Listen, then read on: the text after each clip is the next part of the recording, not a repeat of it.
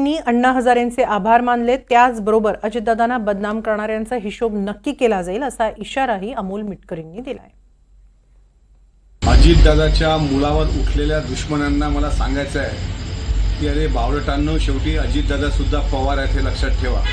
Closure report सादर झाल्यानंतर सुद्धा आणि अण्णा हजारेंनी कुठलाही आक्षेप घेतला नाही, त्यानंतर सुद्धा जाणीवपूर्वक शिखर बँक घोटाळ्याचा विषय तापत ठेवत अनेक आमच्यातले आणि आमच्या बाहेरचे या सर्वांनी तोंडसूक घेण्याचा प्रयत्न केला आहे। पहिल्यांदा दमनिया, नंतर ऑर्गनायझर आणि आता कालपासून अण्णा हजारे।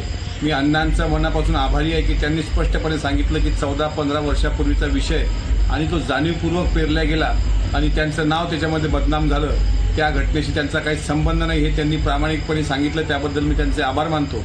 मात्र ज्या कोणी लोकांनी हा विडा उचलला असेल आदरणीय दादांना बदनाम करण्याचा, उनका हिसाब जरूर होगा हे त्यांनी लक्षात ठेवावं।